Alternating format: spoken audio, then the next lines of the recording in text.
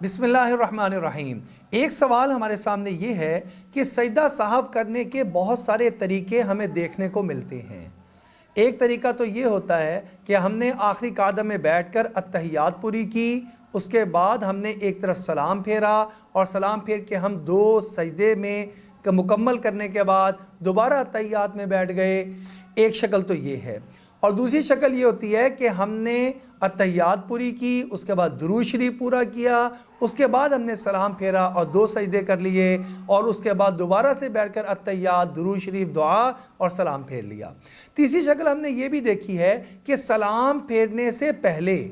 आखिरी कादे में बैठ गए हैं, अत्तहियात पढ़ ली है, अत्तहियात के बाद सलाम नहीं फेरा बल्कि पहले ही सजदे में चले गए, दो सजदे किए, दो सजदे करने के बाद बैठ गए, दोबारा अत्तहियात पढ़ी, दुरूद शरीफ पढ़ा, उसके बाद सलाम फेर लिया। तो ये समझ लें कि अहनाफ के नज़दीक सबसे बेहतर तरीका ये है कि आप अत्तहियात पढ़ें और दुरूद शरीफ पढ़ने से पहले आप एक तरफ सलाम फेर लें, फिर दो सजदा साहब कर लें, उसके बाद दोबारा बैठें, अत्तहियात पढ़ें, दुरूद शरीफ पढ़ें, उसके बाद दुआ पढ़ें, फिर आप दोनों तरफ सलाम फेर लें। ये अफजल तरीन तरीका है। शवाफे के नज़दीक सलाम से पहले दो सजदे हैं, अगर किसी ने ऐसे कर लिया तो जायज़ तो वो भी है, लेकिन बेहतर तरीका और अफजल तरीका वो है जो कि मैंने पहले जिक्र कर दिया है।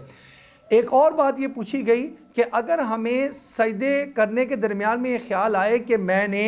एक सजदा किया है और फिर मैं खड़ा हो गया तो अब मैं क्या करूं,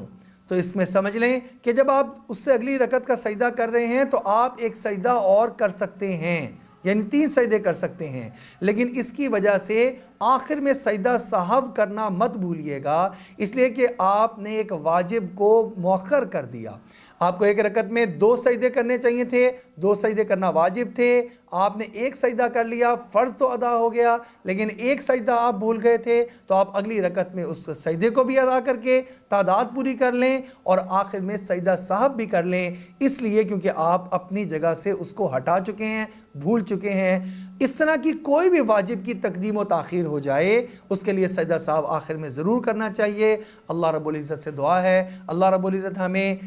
मुकम्मल नमाज के अहकामात को सीख कर उसके मुताबिक नमाज अदा करने की तौफीक अता फरमाए।